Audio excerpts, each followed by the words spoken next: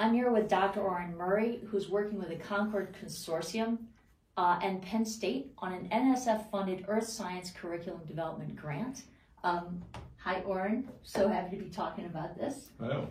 Yes. And I know this is a broader grant, but I'm actually curious, what particular aspect of this grant are you focused on? Good question. So the aspects of this grant that I'm participating on include being an external evaluator and working with Concord and Penn State to work on broadening participation of students in earth science. The challenge is that when we look at the number of scientists who are practicing in geosciences, or the number of students who in colleges and universities who are taking courses and going on to become geoscientists, we have a pretty narrow, homogeneous collection of individuals, and the National Science Foundation is interested, for a host of good reasons, to broaden participation across that space. And it starts at the beginning, right? It starts where we can begin to look at moving people into and generating their interest in the space and the field.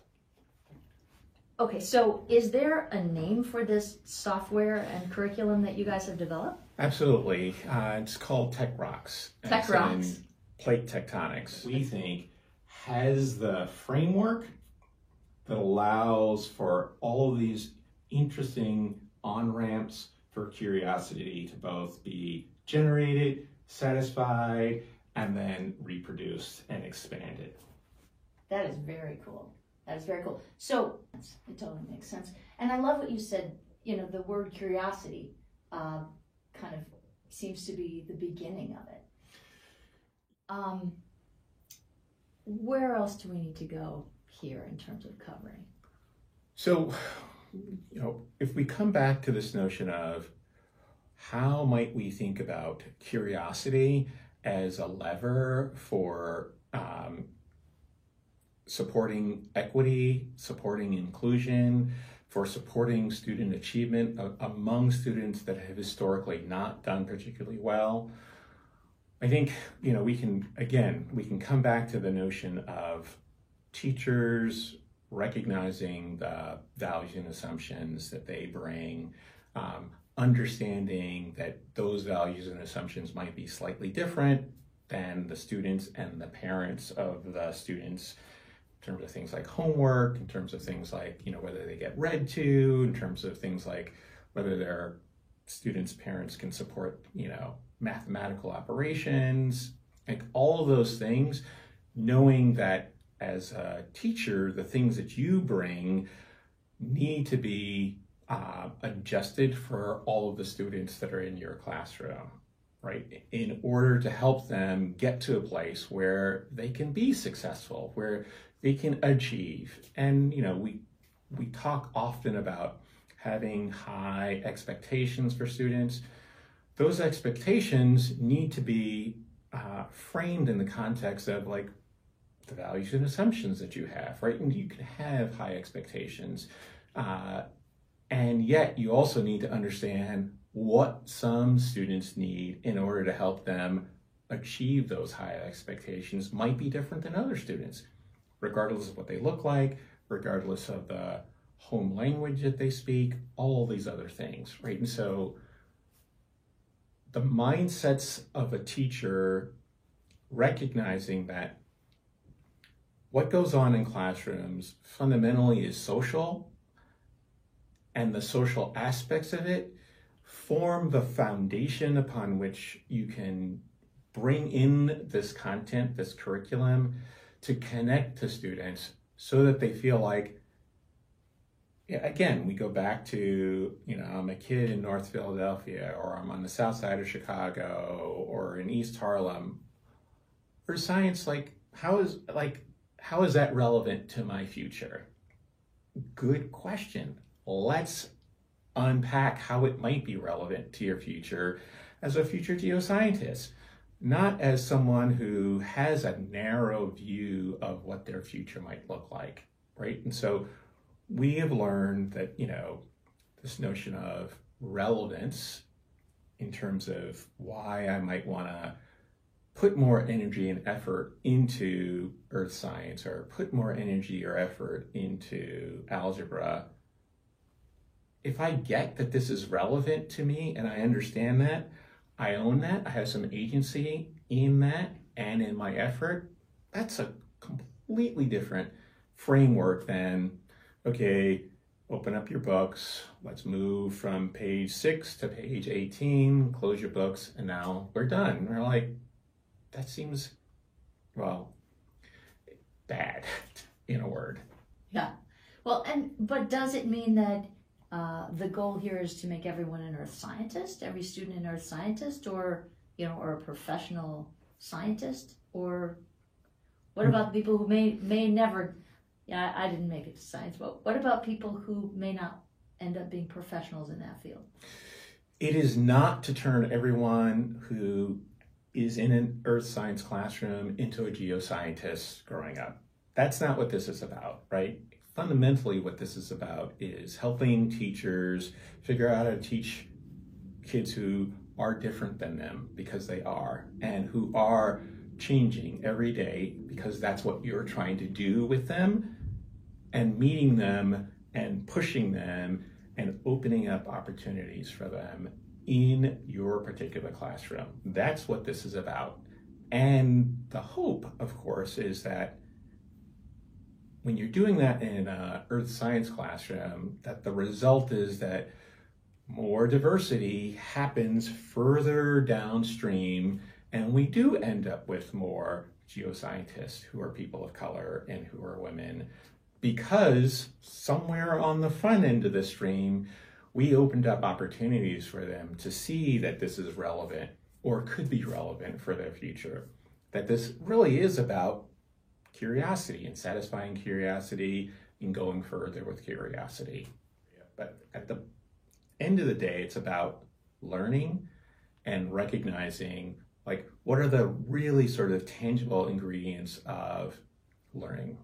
And curiosity is fundamental in that space. Any child, whether that child is wheelchair bound or whether that child identifies as a girl or, whatever, right? We all enter the world with an innate sense of curiosity, as I said earlier. This is about how do we make sense of the world around us? And again, there are lots of things going on which are calling on our attention, and part of what we're trying to do with this particular project is build essentially a tool set that is interesting enough that you can take it really far and answer a ton of questions that you would never get to if all you had in front of you was a rock.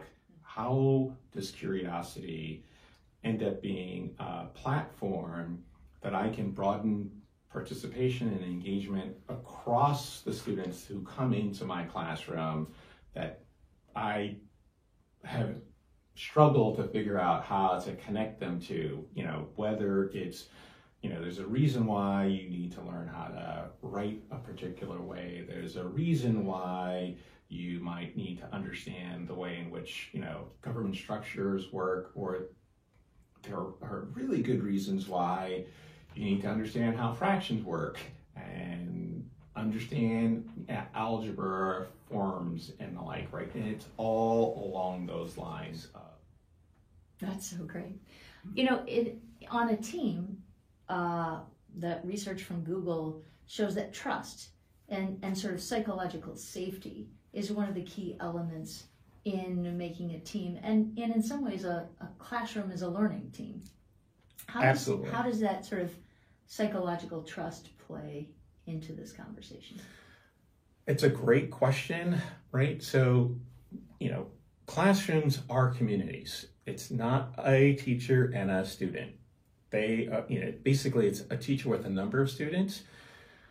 Trust means that I feel like I belong, right? I feel like the things that I say, the things that I do are not gonna end me up in a place where I get excluded from this.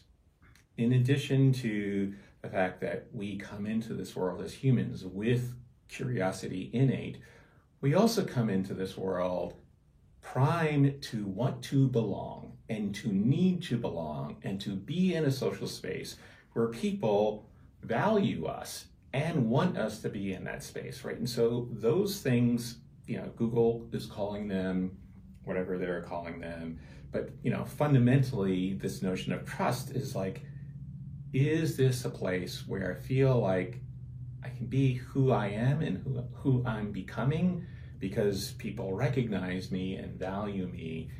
And going back to this notion of values and assumptions and a teacher unpacking his or her values and assumptions, that is fundamental for students to recognize that there's a potential place for me because my teacher has basically opened up themselves to be inclusive to all of the diversity that's in their particular classroom. So it sounds like, where teachers can get caught up is the assumptions that they don't know that they're making, paired with student assumptions that they don't know that they're making.